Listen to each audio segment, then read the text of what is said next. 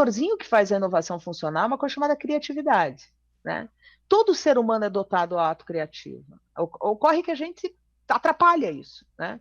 Então, os modelos de muita pressão, os modelos que são muito pragmáticos, muito rígidos, muito metodológicos, tendem a abafar o processo de criatividade. É por isso que as organizações inovadoras estão em outro nível de ambientação. Lembrando, de novo, que a gente não precisa referenciar aqui grandes marcas, né? Dá a impressão que organizações inovadoras são só aquelas que a gente conhece aí por benchmarking. Não, não são. Né? Volto a dizer, você pode ter um boteco na esquina da sua casa que tem um modelo de gestão super inovador. Por quê? Porque são pessoas, de novo, né? São pessoas criativas em ambientes criativos. AERPcast. Olá, seja muito bem-vindo, seja muito bem-vinda. Aqui é Fernanda Nardo e esse é o episódio número 31 do AERPcast, que você já sabe, já está na sua segunda temporada, agora também em áudio e vídeo. Então você pode acompanhar o nosso programa pelo YouTube e também pela sua plataforma preferida de podcast. Bom, como todo mundo sabe, o mundo mudou. Mas será que a sua empresa acompanhou essa evolução?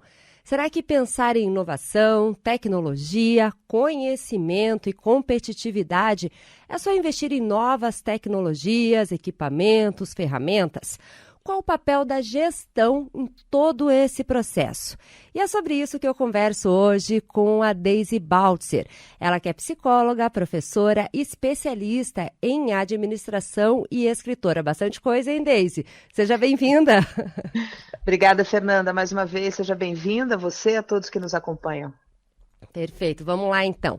Bom, como eu falei ali na introdução, né, o mundo está mudando e quando a gente fala um pouquinho do setor de radiodifusão, a gente tem aquela pressão, aquela demanda por inovação, por criatividade, por estar presente em diversas plataformas, né? Isso já é um desafio aí para o setor, mas eu queria te perguntar, será que pensar em inovação é investir somente em estrutura, tecnologia? Fala um pouquinho qual o papel da gestão em todo esse processo, Daisy. Olha só, Fernanda, boa provocação, né? Boa pergunta. O sistema de radiodifusão acompanha aí o guarda-chuva todo do processo de desenvolvimento da revolução da comunicação no mundo, né? Tendo um papel decisivo aí do ponto de vista da informação, da tomada de decisão e mesmo da consciência crítica, né? E é muito importante essa reflexão. Inovação é um conceito bastante antigo, né? É um conceito dos anos 50, originalmente junto aos movimentos econômicos de ciclos de desenvolvimento, e ao longo das décadas, então, as organizações, e aí todas, independente de seu segmento, observaram que, na verdade, quem faz mudanças, né, inovação nada mais é do que fazer o novo, e quem faz o novo são pessoas. Então, respondendo a tua pergunta muito objetivamente, inovação não é investimento em ferramentas somente, né? Existe, sim, um pilar importante de sustentação na inovação, que são os processos, que são as ferramentas de tecnologia, mas efetivamente eu sempre brinco que a peça que está entre o monitor e a cadeira é que faz a diferença, são pessoas que inovam. Então, ao longo das décadas, sobretudo nos últimos 20 anos, o conceito de inovação mudou drasticamente, né? E falo de forma muito confortável, né? Meu primeiro livro é sobre inovação, e a gente acompanha as organizações, então, fazendo seus processos de reconhecimento nesse sentido. Então, quem inova são pessoas. Essa é a dica que eu deixo para quem nos ouve, né? E não adianta só investir em ferramentas, só investir em processo, se você não está, então, voltado a indivíduos que pensem voltado ao processo de mudança. Bom, Daisy, você falou que inovação pessoas, a gente tem um paradigma aí de uma sociedade que vive hoje sobre a questão do conhecimento, do capital intelectual. Quais são os principais desafios aí para as organizações neste sentido? Como Olha, atrair essas pessoas, retê-las também, né? sim. Olha só, Fernanda, isso é muito importante porque a gente está falando aí de uma cronologia, né, dentro do estudo dos aspectos sociológicos. Sim, a gente está migrando da chamada sociedade da informação, ela finda ali, mais ou menos ali em 99, virada para 2000, então já faz ali uns 20 anos que a gente está na chamada sociedade do conhecimento, né? Diferença pontual entre um e outro é que a informação vem de um movimento tecnocentrista, então muito voltado ao dado, né, ao reconhecimento dos bancos de dados, dos grandes centros de controle. Quando a gente migra disso para conhecimento, a gente então olha para ir de novo para esse indivíduo. A gente está falando de expertise, né?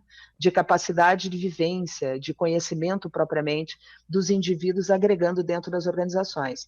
E aí o maior desafio sem dúvida, é o desafio da década, é o que a gente projeta nos próximos 10 anos dentro das organizações, é as empresas perceberem como trazer um capital intelectual melhor, então como atrair essas pessoas, e aí a gente tem diferenças geracionais, a gente tem perfil, tem um monte de coisa que impacta aí, mas o primeiro grande desafio é como atrair um bom capital intelectual para dentro da tua empresa, né?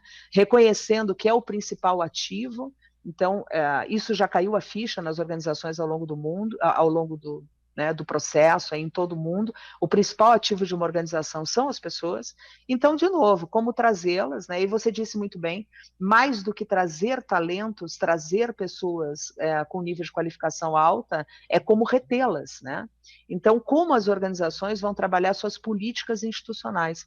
Como é que as organizações vão pensar em benefícios, em remuneração, em clima organizacional, em desafios, em carreira, em movimentação de pessoas, para que os bons talentos, né, o bom capital intelectual permaneça dentro das organizações. Então, o principal desafio das empresas, seguramente, neste momento, e aí de uma forma de previsão dos próximos 10 anos, é esse aí. Quando a gente fala em atrair, reter, a gente também pode elencar isso com empresas tradicionais, empresas que já mudaram a sua forma também de gestão para uma gestão mais inovadora, tem de alta performance. Eu queria te perguntar se isso cabe tanto para empresas, né, quando a gente fala do setor de comunicação, aquela rádio lá no interior do Paraná, com uma grande empresa da capital de televisão, enfim, esses conceitos eles podem ser aplicados independente do tamanho da empresa. O que isso muda em relação à gestão, enfim, a também o que a empresa entrega ali como inovadora. Não sei se você entendeu a minha pergunta, Claro. mas é mais ou menos isso. Entendi perfeitamente. E olha só, Fernanda, então, reafirmando, né? Quando a gente fala de gestão, a gente está falando da forma de conduzir uma organização, seja qual for.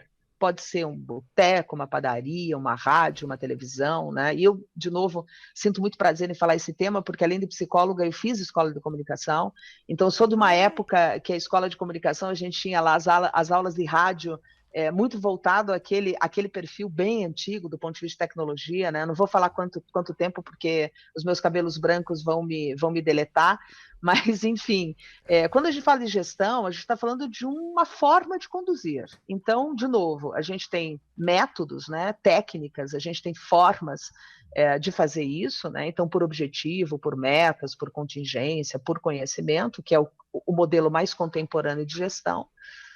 E, portanto, em qualquer tipo de empresa, né? Eu diria que o setor de comunicação tem uma vivência de competitividade muito alta, como eu disse. O setor de comunicação vivencia o que a gente chama da revolução da comunicação, que vem desde o final dos anos 70. Então, quem me ouve, né, quem está nos acompanhando aí, que eu brinco que é jovem há mais tempo, assim como eu, se lembra do que eram as empresas de comunicação no final dos anos 70, como é que se fazia conteúdo, como é que se gerava conteúdo, né, qual era a importância do processo de informação para aquela época. Então, as empresas de comunicação, elas junto desse processo, que é o processo de renovação do aspecto de gestão, além disso, estão inseridas num processo chamado Revolução da Comunicação. Né? E o rádio, veja que conserva muito a sua pegada, né? Quando surgiu a internet, a primeira coisa que se imaginou é que o rádio ia desaparecer, e pelo contrário, potencializou por conta da capilaridade.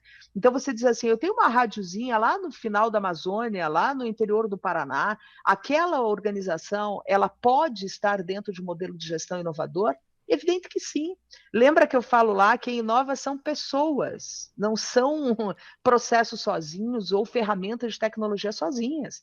Então, pessoas inovadoras, pessoas que têm um modelo mental voltado à inovação, podem estar em qualquer lugar do planeta, em grandes companhias ou em pequenas companhias. né? Então, independentemente do segmento ou do porte, qualquer organização pode estar dentro de um modelo de gestão de alto rendimento, que é o que você falou, de alta performance, né? Buscando maior competitividade, maior liquidez em seus processos.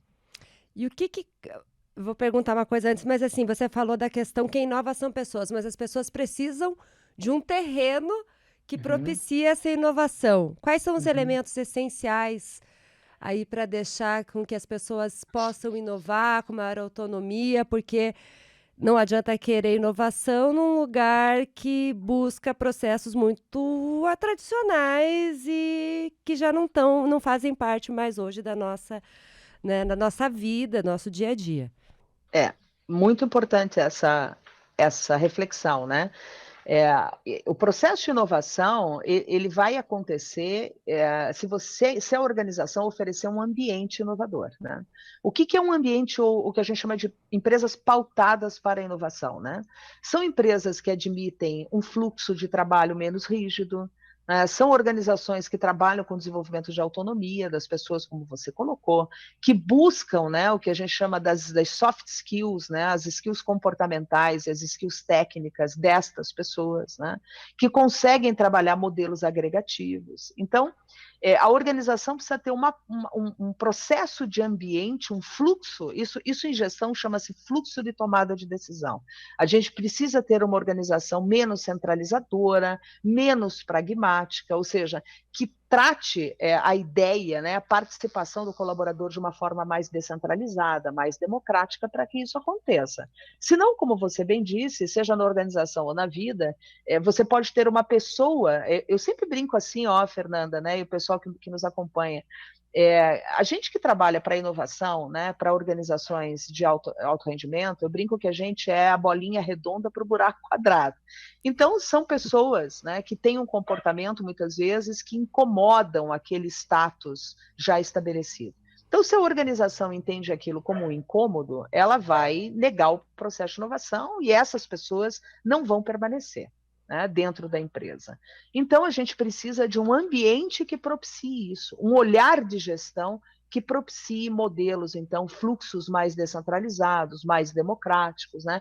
Ferramentas de tecnologia que sejam agregativas, então, que as pessoas possam trabalhar em grupo, em comunidades, né? Não necessariamente no mesmo lugar de trabalho, em outros lugares. Então, realmente, demanda, sim, uma formação de ambiente para que a inovação aconteça.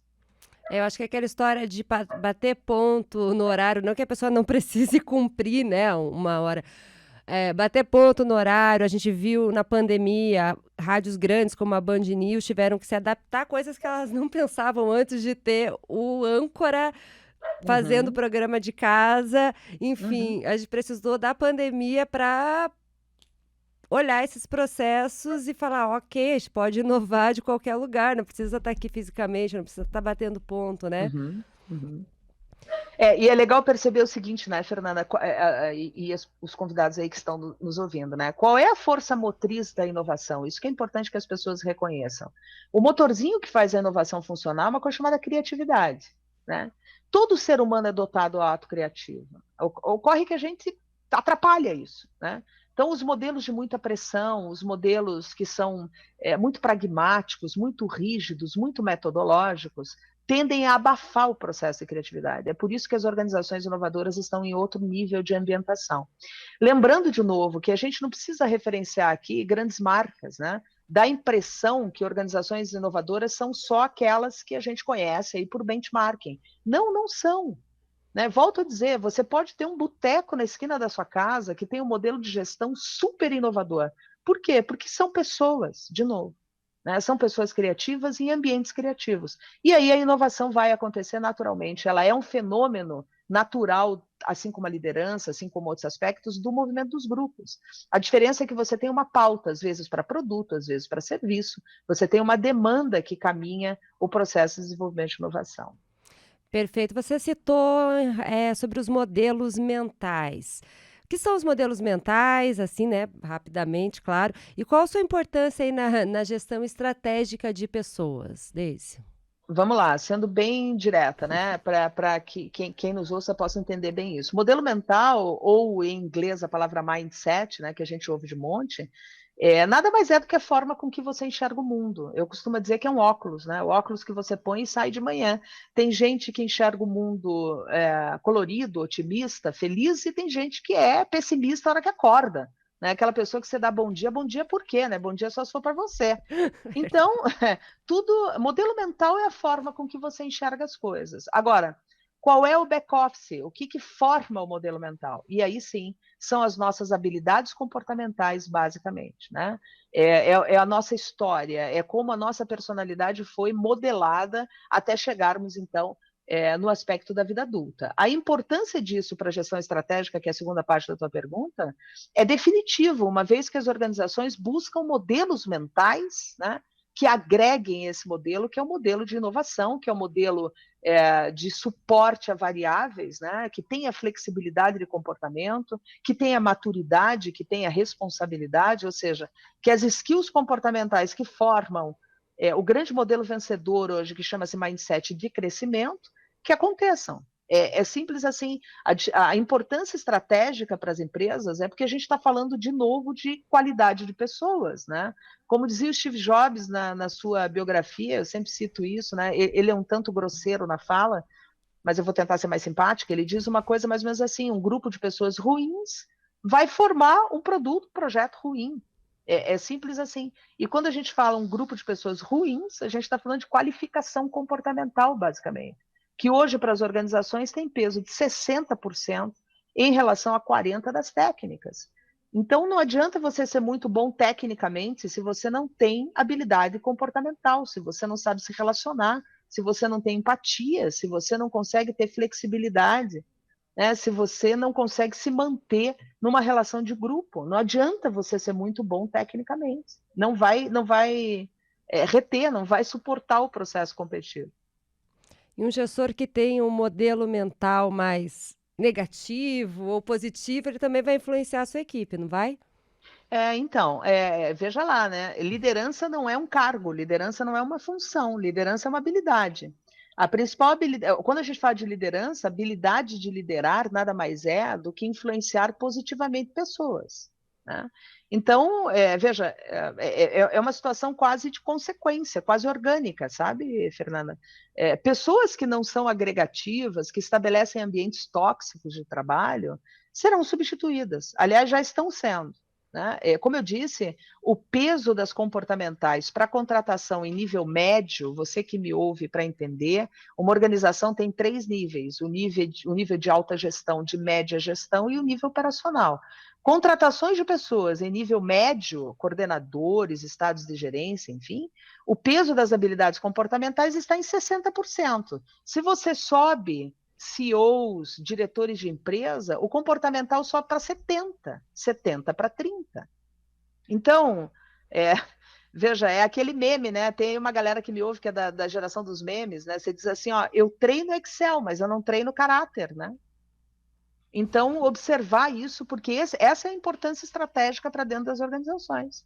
Essas pessoas serão mais facilmente substituídas e rapidamente substituídas porque elas não têm produtividade no final. Elas não agregam o processo, elas desagregam. E isso, para uma organização, é definitivo do ponto de vista da sua entrega final. Perfeito.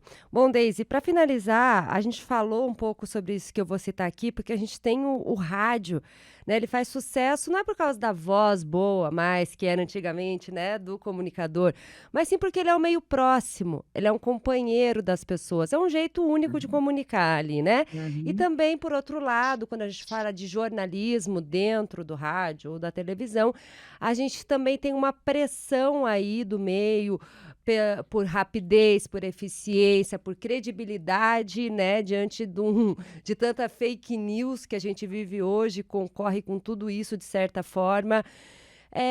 Diante dessa importância, né, de investir em pessoas para que o rádio siga crescendo, como você mesmo veio citando agora, como equilibrar o que as empresas querem dos funcionários, né? Toda essa demanda, enfim, e o que os funcionários esperam das empresas nos dias atuais. Como equilibrar essa balança para que fique algo harmonioso e que realmente dê resultados positivos e os dois saiam felizes, né? Sim. Olha só, Fernanda, veja, eu vou tentar ser bem didática. Aí você tem três elementos nessa tua pergunta, né? O primeiro elemento é assim, como eu disse, o rádio é uma ferramenta histórica, né? E a consolidação do rádio como veículo de comunicação no mundo inteiro é por conta da sua capilaridade, né? Ela é, como você disse, ele é um companheiro de bolso, né? É, todos os lugares que a gente circula, mesmo aqueles em que você tem, às vezes, uma infraestrutura urbana ruim, você vai ter lá alguém com o radinho ouvindo rádio. Então, isso é histórico, né? E é global, não é só do Brasil. O Brasil tem uma dificuldade maior, que é exato a sua dimensão, né? A dificuldade de acesso em relação a isso. Então, a primeira questão é essa, né? O rádio, como estrutura, como organização, ela vai ter uma preocupação de desenvolvimento tecnológico, né? De ferramenta, de approach, de plataforma, enfim, ele é um tipo de trabalho que necessita basicamente da área de infraestrutura. Então, esse é um olhar quando a gente fala de radiodifusão. Outra questão aí é essa relação que você colocou. O rádio, historicamente, sempre impactado pela voz, né, é aquele instrumento de comunicação que ele leva ao imaginativo das pessoas, sempre foi isso. Tem muito essa questão da personalização, né? O indivíduo personaliza a questão de qualidade por aquele que leva a informação. Então, veja que na história do rádio, a vitória daqueles que se consolidam como âncora, né? Quando aquela pessoa emite a voz, ela já impacta em quem está do outro lado do radinho e já leva a questão da credibilidade pela fala. Então, você tem isto ainda consolidado. Não mais na qualidade da voz impostada, mas de quem está levando a mensagem. Outra questão é a importância do conteúdo, né? Então, como equilibrar essas duas coisas? Primeiro, do ponto de vista funcional, né? O rádio, como qualquer outra organização, ela demanda alinhamento estratégico. Qual é a política institucional de uma organização que trabalha chamada rádio, que tem um produto de entrega, que tem um mecanismo de trabalho? Qual é essa política quando a gente fala de pessoas de novo? Quem são as pessoas que esta rádio quer como colaborador para dentro da sua estrutura? E aí a definição de skills que eu falei, a questão de mindset, a preocupação, né, do ambiente criado, do fluxo de tomada de decisão, enfim. De outro lado está quem vem, né? Então, qual é a expectativa? Eu sempre digo que as relações de trabalho, como qualquer relação, assim como uma relação afetiva, é uma relação baseada em expectativa. Quem vem para dentro de uma organização, seja ela uma rádio, uma TV, um boteco, uma padaria, ela vem com uma expectativa. Então, alinhar esse processo, né? O que é que esta geração pede, ou se é uma geração do ponto de vista etário, ou se é uma geração do ponto de vista de agregação de conhecimento, o que é que a gente está falando? Então, como é que se faz esse alinhamento? Através das políticas de recursos humanos, sendo bem direta. Uma rádio, como qualquer outra coisa, tem que ter uma estrutura de recursos humanos que alinhe isso. É quase a área que vai colocar o trilho em que isso vai acontecer. Tá? E aí você direciona, equilibrando essas duas expectativas da organização e dos seus colaboradores para, como você disse, todo mundo saia ganhando, né? E do ponto de vista do rádio, nós que estamos aqui como ouvintes, também a gente ganha nesse processo. Né? Perfeito, Deise. Eu agradeço sua participação, trocar essas reflexões mesmo com a gente aqui hoje. Muito obrigada. Obrigada a você mais uma vez, Fernando. Obrigada a todos que nos acompanham.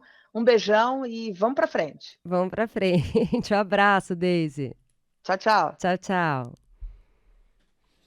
Rádio é tudo, com Daniel Stark. Bom, e quem chega agora com as principais notícias do setor é o Daniel Stark, do portal Tudo Rádio. Tudo bem, Daniel? Seja bem-vindo. Olá, pessoal, tudo bem com vocês? Vamos falar de rádio. Vamos lá. Bom, a primeira notícia é um artigo seu, né, sobre o retorno de investimento no digital. Conta pra gente um pouquinho sobre esse artigo, Dani.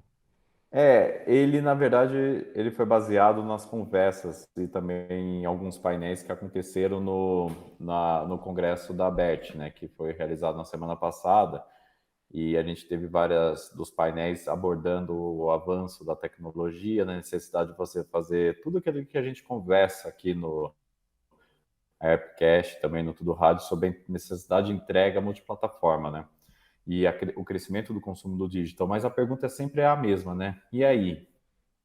Quando que vem o retorno desse investimento? Como é para fazer esse investimento, né? Então, sempre há essa dúvida, porque a gente não é algo que, por exemplo, existe uma fórmula fechada. Isso foi bem claro num dos painéis, né? Quando a gente teve, por exemplo, executivos da Jovem Pan, da CBN, da Itatiaia e da Band News no palco, né? Jornalistas também.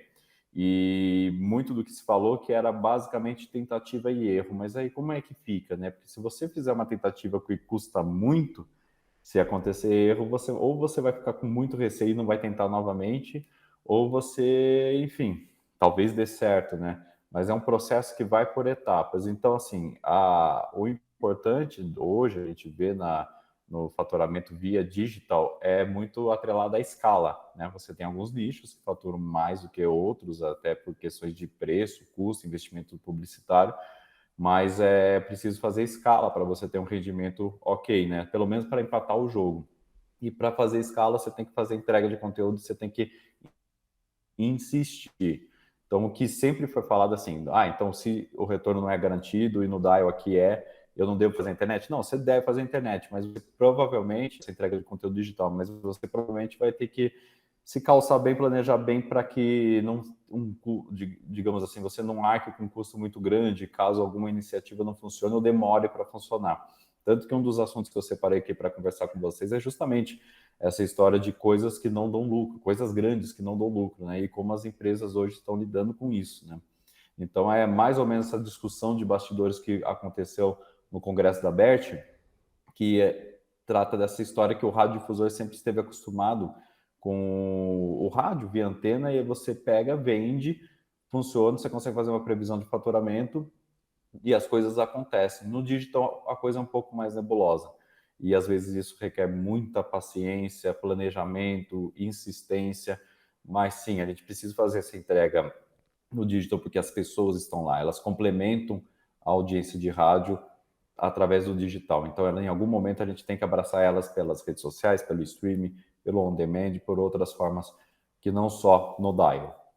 Perfeito. Você também traz uma notícia sobre a Alexa, que tem impacto direto com rádio, é isso, Dani? Isso, na verdade, é mais sobre Alexa. E que talvez isso possa ser ruim para o rádio, mas possa ser também, de repente, uma oportunidade. O que eu quero dizer com isso? Saiu nessa semana algumas notícias sobre a revisão que a Amazon está fazendo no tamanho de sua estrutura, principalmente agora na parte de tecnologia voltada a produtos como a Alexa. E a divisão que cuida da Alexa, ela é deficitária. A própria Alexa é deficitária. Não dá lucro para a Amazon. E isso, há algum tempo, não muito longe, talvez até na pandemia, era ok para essas big techs, né? Porque você tem um produto de grande potencial, um serviço de grande potencial, você espera ele dar lucro em algum momento ou você vai ver no meio do caminho o que você pode fazer com isso para se tornar hegemônico. Por exemplo, no caso da Alexa, ela é um sistema que pode automatizar uma casa inteira. Então, você tenta ser hegemônico nesses ambientes para ver o que mais pode fazer. Perdão. E aí, o que acontece? Ela não está dando lucro e agora a gente está num momento de crise financeira em algum grau em praticamente todos os países, né? Inflação em alta, e as empresas de tecnologia que cresceram muito nos últimos anos estão revendo o tamanho delas. E isso passa também por produtos. E a Alexa pode estar em risco. A Amazon nega isso. Ela fala que não, vai continuar investindo do mesmo jeito no dispositivo, mas existe essa possibilidade, sim, a Alexa ser uma das demitidas, digamos assim, do ambiente da Amazon. Por que eu trouxe esse assunto para a gente? Perdão. Saúde! Obrigado. Tá faltando água. Parece que eu estou em Brasília, mas Brasília estava chovendo na semana passada, então não tem desculpa do tempo seco. Mas por que eu trouxe esse assunto? Porque a Alexa, as smart speakers, como a gente bem fala aqui no ARPcast, viraram um novo radinho, né? Principalmente na América do Norte e na Europa. Então, assim, nas residências se ouve muito rádio pelo dispositivo. Então, quando parece algo negativo, como uma possível saída da Alexa e suas linhas, né? O rádio se preocupa, porque a intenção nossa é sempre popularizar os dispositivos que estão nos ajudando, seja um celular com FM, seja um celular com streaming. Se as pessoas estão usando aquele dispositivo para ouvir rádio, muito nos interessa. Porém, nos últimos anos, um dos problemas da Alexa foi justamente o fato de que concorrentes foram ganhando mercado, como o Google e a Apple. Hoje o Google está quase passando a Amazon digamos assim, na disputa pela liderança das smart speakers, né, e do uso do assistente de voz. Então, assim, tem 2 pontos aí. Quanto mais concorrência, talvez esse mercado seja preservado independente do que aconteça com a Alexa. E mais concorrência, a gente não fica tão refém a uma empresa específica quando for uma regrinha, por exemplo, agora vai que ela decide, não quero mais rádio aqui. Não vai acontecer isso porque é um dos principais demandas da caixinha. Mas a gente não pode ficar refém a uma empresa, a gente sabe muito bem como funciona isso na tecnologia. Porém, preocupa, porque ela realmente é muito popular e a gente espera que a Amazon continue investindo nessa solução que, sim, tem em termos de serviço, né, ela tem um futuro aí ainda de expansão, todas elas, né?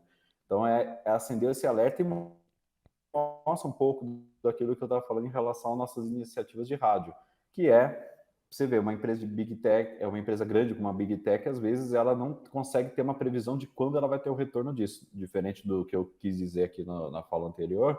No caso de uma Alexa, são valores exorbitantes, e aí sim, o erro é um grande problema. Com certeza. Bom, e a última notícia é sobre uma pesquisa de audiência, é isso? Isso, só para dar um tapa geral aqui no que a gente está conversando, para reforçar um pouquinho da importância do digital, apesar de todos esses desafios de monetização, nos Estados Unidos, pela primeira vez, bateu um novo recorde, digamos assim, de audiência. Se na divisão da audiência é um novo recorde relacionado ao streaming. Então, quando você divide dial e streaming, o streaming aumentou sua parcela na composição total. Em alguns grupos etários, como se eu não me engano, são homens, lá no Todo Rádio tem as informações, mas se eu não me engano, são geralmente homens de 25 a 54 anos, né? Essa porcentagem chega a 23% já do total da audiência, está concentrada no streaming. No público geral é 17%. Lembrando um pouco, antes da pandemia, lá por 2018, 2019, esse valor estava em 8%. Então, está avançando rápido. Não significa necessariamente que o DAI está perdendo audiência. Pode ser que ele esteja crescendo tanto no streaming, criando um novo público, que aí mantém a audiência e o alcance do rádio em alta. Lembrando que nos Estados Unidos, que é no caso desse recorte da pesquisa, mas a gente pegar também na Europa, tem já a composição do digital sendo muito importante para a audiência, mas lembrando, nesse caso dos Estados Unidos, o rádio passa de 90% de alcance e tem se mantido dessa maneira. Então, isso são informações interessantes para ver que o digital corre junto com o rádio, tem uma oportunidade muito grande, mas vai precisar de muito planejamento e muita paciência de todos nós, inclusive de empresas que são só digitais, como é o caso do Todo Rádio.